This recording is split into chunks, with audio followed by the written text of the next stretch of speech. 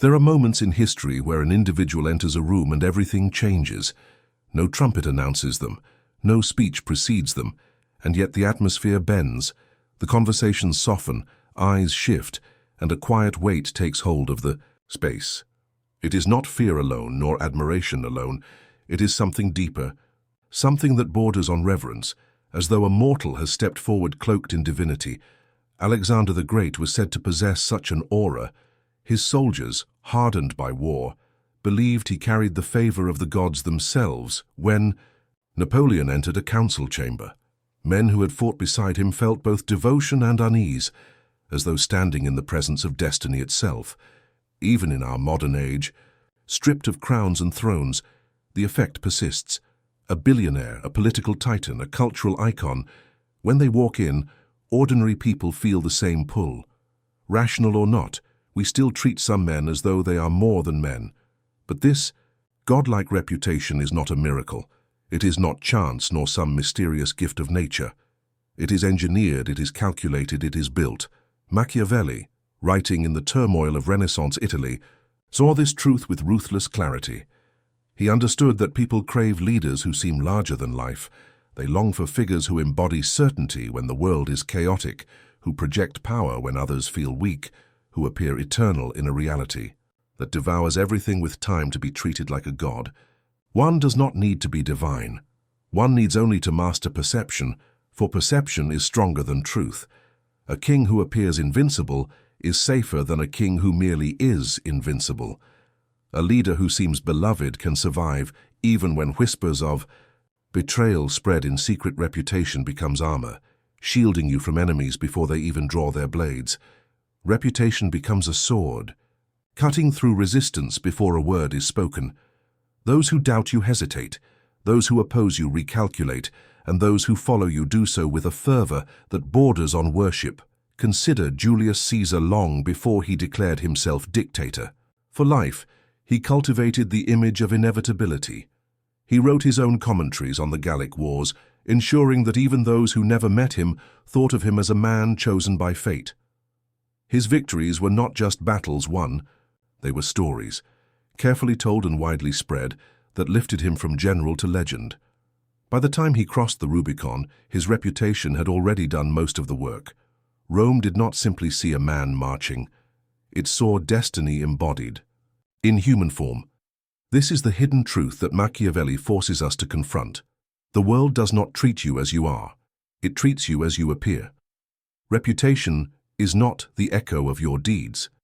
It is the frame that defines them. A man of average, ability cloaked in myth will be treated with awe, while a man of true genius who appears ordinary will be ignored. This illusion is powerful, but it is also dangerous. For once others begin to see you as something more than human, you must fight to maintain it. One crack in the facade, one public failure, one moment of doubt can turn reverence into ridicule. To build a godlike reputation is to build both the greatest protection and the greatest prison. You are shielded from attack, but trapped by the very image you created. And yet Machiavelli would say the gamble is worth it. For in the game of power, it is not enough to be competent, skilled, or even brilliant. You must be untouchable. You must rise above the noise of ordinary men.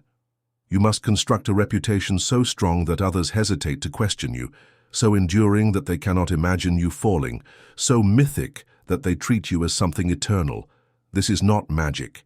It is not mysticism. It is strategy. And it begins with a single principle. If you can master the illusion of godhood, the world will kneel long before it dares to test whether you are truly divine. In every society, across every age, reputation functions as both a shield and a weapon. It protects those who wield it, and it strikes at those who underestimate its force. Machiavelli did not see reputation as decoration, nor as vanity, but as the most vital form of power. Strip a man of wealth, strip him of armies, strip him even of friends. If he still holds reputation, he holds influence. For reputation is the invisible currency by which human affairs are transacted. Think of it as armor. A man known for his ruthlessness is less likely to be challenged. Even before he acts, his reputation deflects attacks that might otherwise find him unprepared. A leader believed to be merciful will find doors opening more easily, trust offered more readily, loyalty given without bargaining. Reputation precedes action. It creates a climate around the individual that protects him from threats and enhances the power of his choices. But reputation is not merely armor. It is also a sword. Consider how rumors spread faster than truth, how a single whisper can ruin a career, topple a dynasty, or incite rebellion. Words cut deeper than steel because they shape the way people interpret reality itself. Machiavelli warned that if you allow others to shape your reputation, you are already disarmed.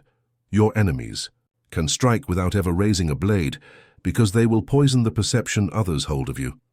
By contrast, if you seize control of your reputation, you can cut down rivals before they ever stand in your way. History gives us brutal examples. The Borgias, the infamous family of Renaissance Italy, maintained a reputation that was equal parts awe and terror.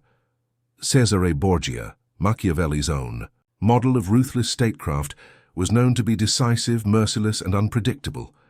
Many feared him more than the Pope himself. Did he always act with cruelty? No, but the belief that he might was often enough to keep his enemies paralyzed. His reputation became a sword he rarely had to unsheathe.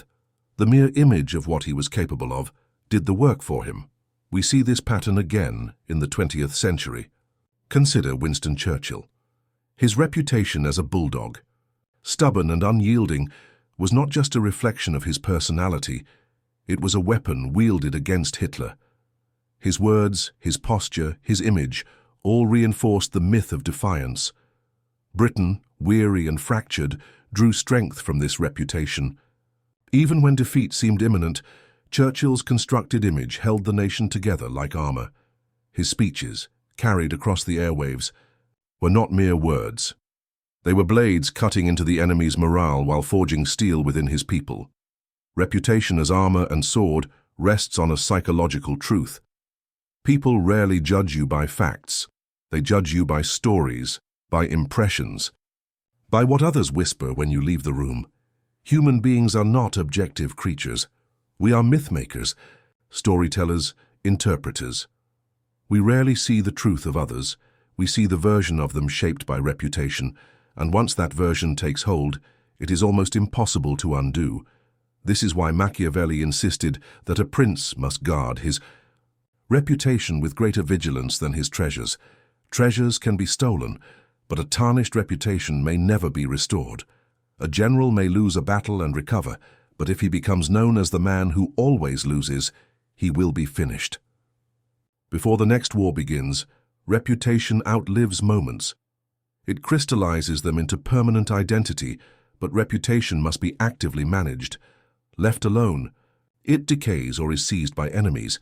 Machiavelli observed that one must occasionally stage acts, deliberate symbolic gestures, to refresh and reinforce reputation. This is why rulers staged grand ceremonies, why generals punished disobedience with public severity, why leaders today still rely on carefully managed media appearances. These are not random displays. They are weapons sharpened in plain sight. Modern life is no different.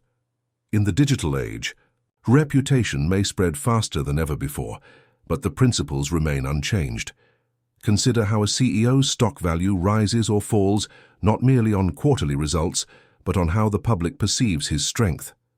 A celebrity may have real talent, but it is reputation that sustains their influence, turning performance into legend. Even in personal life, reputation functions as silent power. The student known as the brilliant one is given opportunities before he proves himself the employee whispered about as unreliable is denied chances long before they fail again. Reputation, then, is not simply the echo of your deeds. It is the stage upon which your deeds are judged. Without it, every action is vulnerable. With it, every action is magnified. The wise understand that reputation bends reality itself. When you are believed to be strong, you are stronger. When you are believed to be destined, the world will conspire to fulfill that destiny, and yet, Machiavelli warns, reputation is fragile. It takes years to build and seconds to shatter. A single misstep, a single scandal, can undo decades of carefully cultivated myth. This is why leaders must wield it both as armor and as sword, to protect themselves from attack, and to strike preemptively against the whispers that threaten to destroy them. Reputation is, in essence, power externalized. It is the perception of power turned into power itself. Those who understand this rise above mere mortals, clothed not in divinity, but in the belief of divinity. Those who neglect it, no matter their talent, are destined to fall unnoticed, forgotten by history. Machiavelli would tell us this. You cannot control what others think, but you can control what they are given to think. Shape your reputation, and you shape your fate.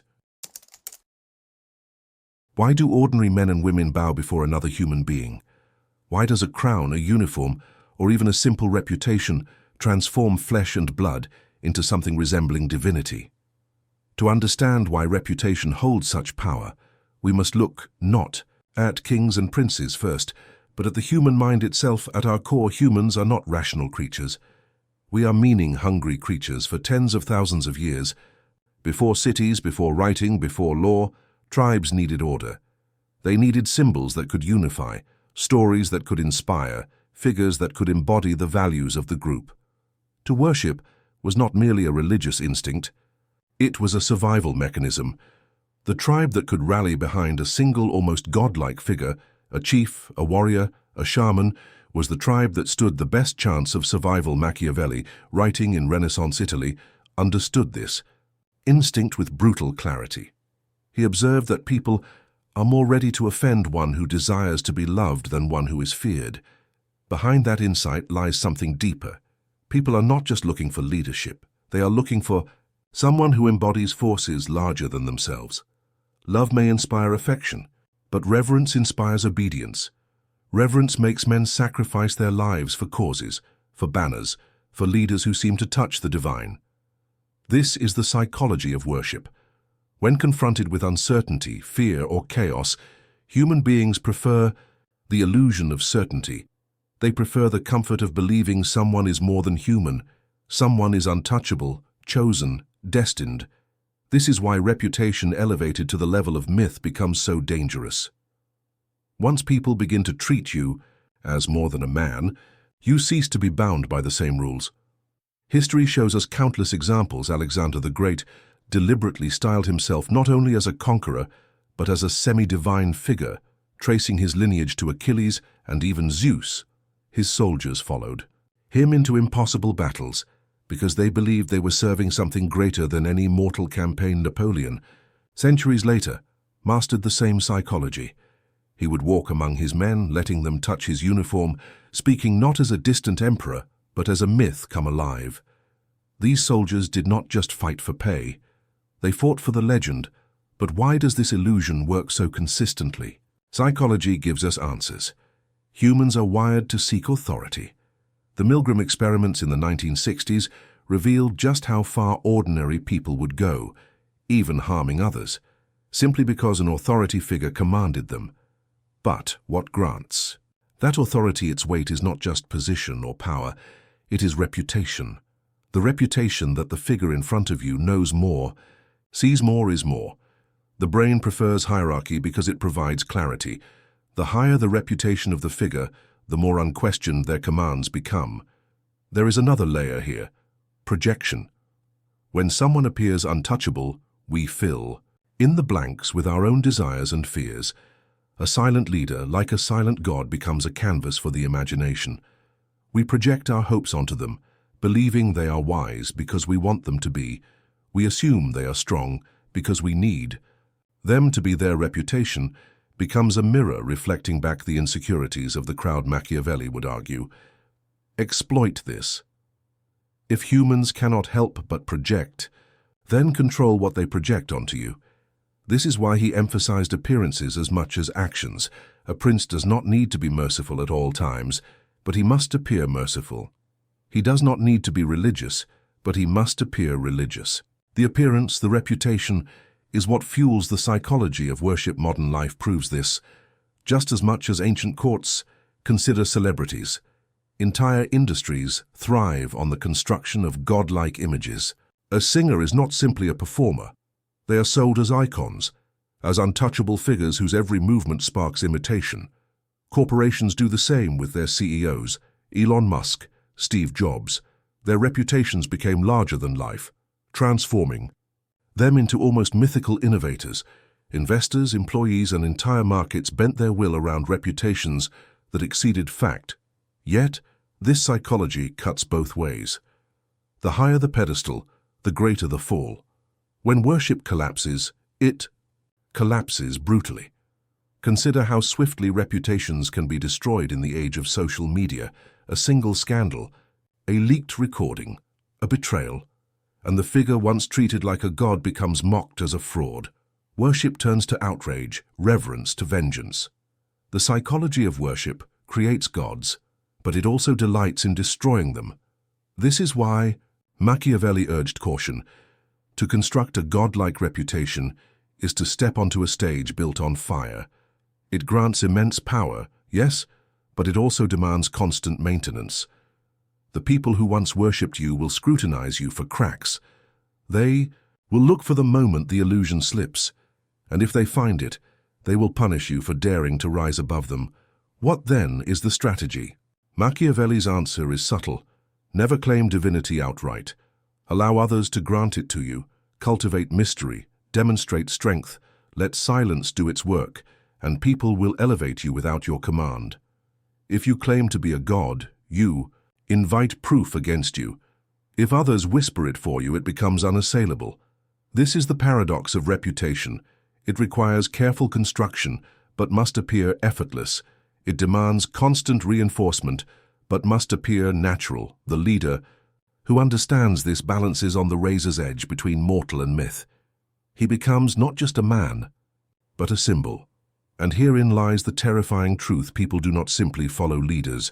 They worship symbols, and those who control their own reputation with precision can elevate themselves into symbols that endure far beyond their lives. Reputation, once mythologized, outlives flesh. It becomes legacy, it becomes immortality. If reputation can make men into gods, then history itself is our greatest laboratory. Across centuries and civilizations, the rise and fall of leaders reveals a recurring pattern.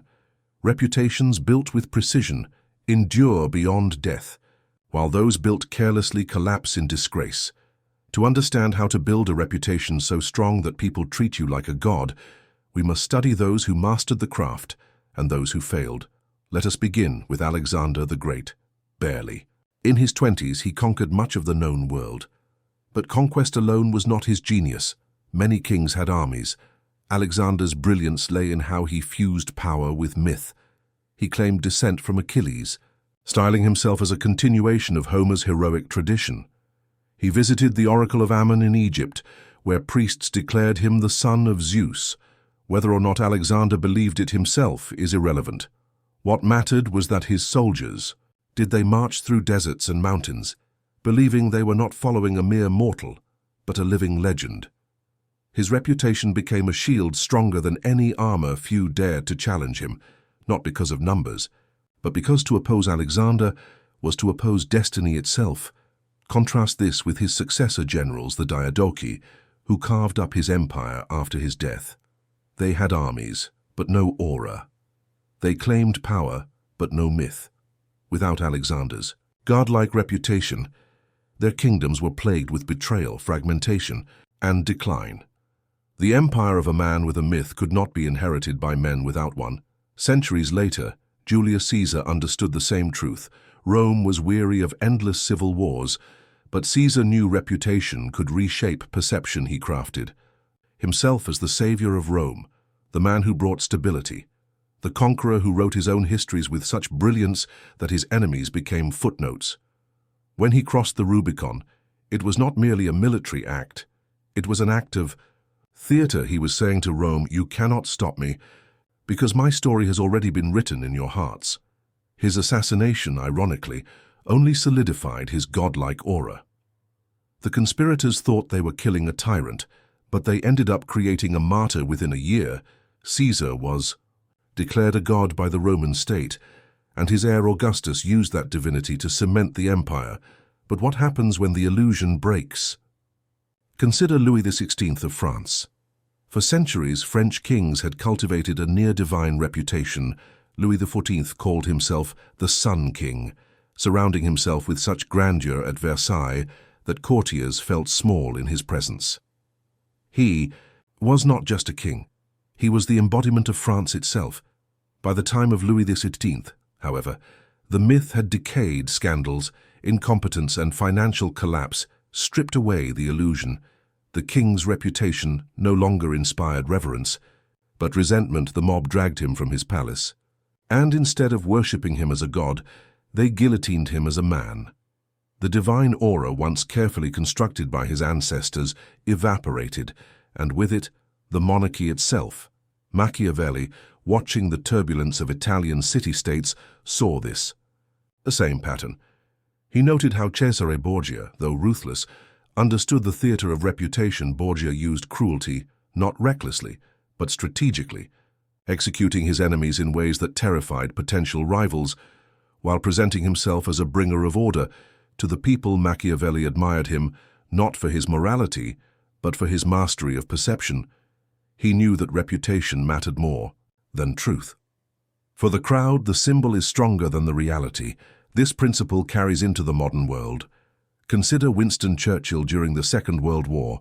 Britain stood on the brink of collapse, yet Churchill's reputation as the bulldog, the unyielding defender, rallied a desperate nation. His speeches were not merely words. They were acts of myth-making. He projected the image of a man who would never surrender, and in that projection, Britain found the will to resist. His reputation became a fortress, stronger than any wall. Take Martin Luther King Jr., who held no office, commanded no army, yet his reputation as the voice of justice, the preacher of nonviolence, reshaped a nation. He understood that appearances matter. His marches were designed as theater, his words crafted as prophecy. His image, even after assassination, endures with godlike reverence because he mastered the art of reputation as symbol. But let us also examine the failures, for they are as instructive as the triumphs. Richard Nixon rose high in American politics, cultivating a reputation for cunning and strength. Yet the Watergate scandal shattered that aura. Once the myth of integrity collapsed, his fall was inevitable. The same public that had granted him near absolute trust turned on him with fury. In the end, it was not the crime itself, but the destruction of his reputation that forced his resignation. Or consider Saddam Hussein. For decades, he cultivated the image of an untouchable strongman, his face plastered on every wall, his statues towering over his people. For a time, the fear worked, but when the myth was pierced and when his statues fell, when footage showed him being dragged from a hole in the ground, his reputation dissolved instantly. The god had become a man, and a defeated man at that. His end illustrates Machiavelli's warning. Never allow the illusion of invincibility to crack. For once people see the mortal behind the mask, worship turns to scorn. From these case studies, a blueprint emerges. Reputation to become godlike must follow three principles. First, it must link the leader to forces larger than life: destiny, divinity, justice, or survival. A man alone is small, but a man who embodies myth becomes immense. Second, it must be maintained through ritual, theater, and symbolic action. Words and deeds must reinforce the aura, not diminish it. Third, it must be guarded with absolute vigilance. A single fracture can shatter centuries of reverence. Machiavelli saw that power without reputation is fragile, but reputation without substance is fleeting. The genius lies in combining the two, a foundation of real strength wrapped in a cloak of myth. This is why the most enduring figures in history, from Alexander to Caesar, from Churchill to King, remain in memory not as mere leaders, but as legends. To build a reputation so strong that people treat you like a god is not about perfection. It is about perception. It is about understanding that men do not worship reality. They worship symbols. And those who master the construction of their own legend are those who step closest to divinity. Every reputation, no matter how untouchable it seems, carries within it a hidden fragility. The higher one climbs, the thinner the air becomes, and the sharper the fall. A reputation that feels divine, flawless, eternal, unquestionable, is, in truth, always one step away from ruin. Why? Because reputation does not exist in the self, it lives in the minds of others, and the minds of others are fickle, emotional, and easily swayed. A godlike image can be constructed with precision, but it can also be shattered by a single misstep. A single revelation, a single crack in the armor. The psychology of downfall is ruthless. Once the myth surrounding a figure is pierced, the effect is rarely gradual. It is catastrophic. The audience that once worshipped turns to mockery. The loyalty that once seemed unshakable transforms into betrayal. Admiration curdles into contempt. This is because of a simple truth. People do not only revere strength, they also crave to see it destroyed. The fall of the mighty is entertainment, and it reaffirms to the masses that no one is truly untouchable. In this way, the very worship that sustains reputations also fuels the delight of their collapse. History is littered with examples, emperors whose whispers of corruption grew into roars of rebellion, politicians who stood at podiums as if immortal, only to be undone by scandal revealed in a single headline, celebrities and business titans who seemed larger than life until one careless word, one hidden truth, or one betrayal unraveled the myth. Notice the speed of collapse.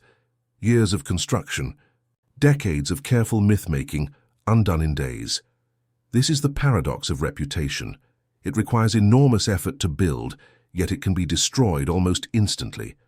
A divine illusion may take a lifetime to shape, but it requires only one well-aimed stone to crack. Machiavelli understood this danger.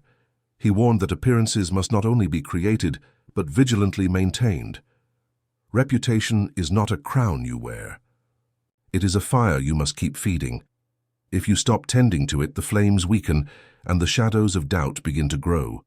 And once doubt enters the public's mind, the myth can collapse under its own weight. This is why enemies wait patiently for cracks.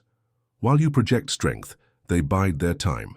They gather rumors, watch for mistakes, and prepare to strike the moment your divine image falters. A single scandal does not just damage, it invites the swarm.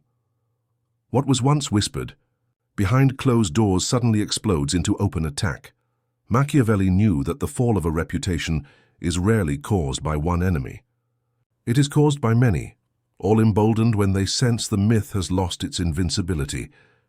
The collapse of reputation is also psychological for the figure themselves. When someone has been treated as untouchable, even godlike, the shock of exposure often destroys their composure. They lash out, over-explain, or retreat into silence at the wrong moments. These responses only confirm weakness, accelerating the downfall. The same behaviors that Machiavelli identified as signs of fragility, defensiveness, apology, inconsistency, emerge precisely when the myth is under threat. And so, the lesson is brutal but clear. Reputation is both the strongest shield and the most fragile glass to wield. It as armor, you must understand its delicacy. Constant vigilance is not paranoia. It is survival. It means measuring your words, controlling your image, and anticipating the moments when your enemies will test the strength of your illusion. But there is also another truth. Collapse does not always come from outside. Sometimes, the myth is destroyed from within. Hubris, the arrogance of believing one's reputation is indestructible, is often the fatal flaw. The man who believes himself a god begins to act as though he no longer needs to protect his image. He speaks recklessly, acts carelessly, assumes the myth will carry itself, and in doing so, he weakens the very foundation of what made him untouchable. The crowd is quick to sense this change. The divine aura dims, and suddenly, the god looks human again. And once you are human in their eyes, you are vulnerable. Respect transforms back into judgment. Reverence dissolves into ridicule. What was worship becomes betrayal. This is why Machiavelli insisted that reputation must be treated as a living strategy, not a permanent state. The prince, who grows complacent, invites destruction. The leader who forgets that his power rests not in himself, but in the perception of others, we'll soon discover how quickly those perceptions can turn. Reputation, then, is not only about building, it is about maintaining. It is about understanding that godhood is always an illusion, and illusions must be guarded fiercely. One careless slip and the spell is broken, and once the spell is broken, it can never be fully restored.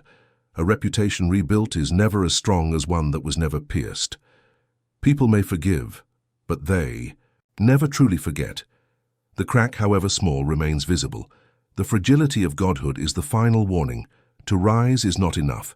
To remain untouchable requires vigilance without end. For in the game of power, the world does not ask if you were once revered. It asks only if you still are. In Machiavelli's time, reputation spread through whispers in courts, reports on parchment, and the eyes of those who stood in the presence of power today. Reputation moves at the speed of light. One post, one video, one photograph, and your name can circle the globe before you even open your eyes. This new battlefield of perception is both brutal and unforgiving. A single viral moment can elevate an unknown individual into an untouchable legend. The same moment, in reverse, can annihilate a lifetime of careful image building. In a digital world where attention is the currency of power, reputation has become both more fragile and more valuable than ever before. The first modern law of reputation is this: scarcity is strength. We live in an age of relentless overexposure. Most people cannot resist the compulsion to share everything: their meals, their travels, their thoughts, their emotions. In doing so, they dilute themselves. The more you reveal, the less mystery surrounds you, the more accessible you are. The less others assign weight to your presence. Power today does not belong to those who speak the most, but to those who master the art of silence in a world that never stops talking. When you appear less, people assign more significance to the moments you do appear. A single post carries more gravity. A single statement feels deliberate, intentional, crafted. Just as kings did not wander the streets daily, exposing themselves to casual interaction, so too must the modern individual learn to use scarcity to elevate perception. Make your presence an event, not a routine. The second law is project strength without oversharing. The digital world seduces with its promise of authenticity. Be vulnerable, be transparent, show them the real you. Yet too often, this is not authenticity. It is self-sabotage. Oversharing your struggles, failures, or insecurities invites judgment. What you reveal about yourself becomes ammunition in the hands of others. Machiavelli warned against giving enemies weapons they did not already possess. And in today's terms, every careless post, every emotional outburst, every online confession is a weapon handed freely to your rivals. This does not mean you must appear flawless. Flawlessness feels inhuman and is often distrusted. Instead, show strength through control. Share selectively, as if every word and image is a carefully placed stone in the monument of your reputation. People should see only what reinforces your authority, your competence, your value. What does not serve that image should remain invisible. The third law is balance charisma with restraint. In the digital arena, charisma, the ability to attract attention and captivate others, is rewarded. But charisma without restraint quickly becomes excess, and excess erodes respect. The influencer who posts endlessly, the leader who comments on everything, the celebrity who cannot stay silent, all become predictable, even disposable. True charisma is not constant exposure. It is the deliberate alternation of presence and absence. Appear with brilliance, withdraw with mystery. This rhythm keeps the audience leaning forward, waiting, wondering. Restraint also creates an aura of discipline. In an environment where most cannot resist indulging in the immediate, the one who resists appears stronger, more controlled, more commanding. The disciplined silence of a leader carries more weight than the endless noise of their peers. The fourth law is turn perception into a protective shield. In modern workplaces, in business, in social circles, perception is reality. Those who appear indispensable, competent, or charismatic are often shielded from scrutiny, while those who appear uncertain are attacked. Build a reputation so strong in your environment that people instinctively defend you. Even in your absence, this requires consistency. Being reliable in what you project, careful in what you allow to be seen, and deliberate in every act that contributes to your image at work. This may mean mastering the art of saying less while accomplishing more, letting results speak so loudly that others cannot ignore them. In business, it may mean creating an aura of demand around your product or service by limiting access rather than flooding the market. In social life, it may mean crafting an identity that others admire and emulate, so that your reputation becomes not just something you carry, but something others willingly protect. In all of this, Machiavelli's insight remains relevant. Reputation is the mask you wear, but it must be chosen and adjusted with calculation. Unlike centuries past, the mask today is not worn only in palaces or battlefields, but on screens, in feeds, in the endless flood of digital eyes watching every move.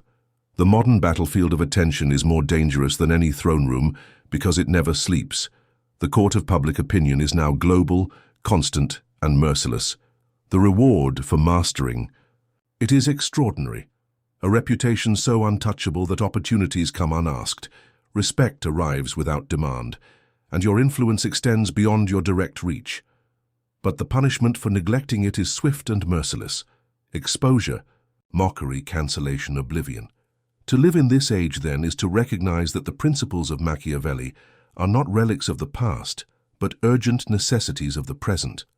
To build a godlike reputation today requires the same art as it did centuries ago.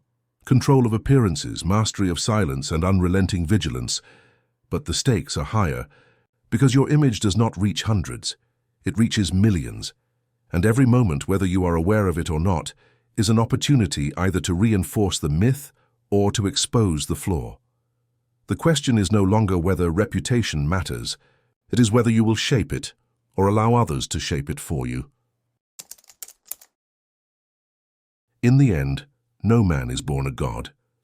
Every figure who seems untouchable, immortal, larger than life, from emperors of the past to titans of today, is not divine, but constructed. They are carefully built myths, crafted from fragments of truth, sharpened by perception, and magnified through repetition. Reputation is not simply what others think of you. It is the story you allow them to believe, the myth you plant in their minds, the illusion you protect with vigilance.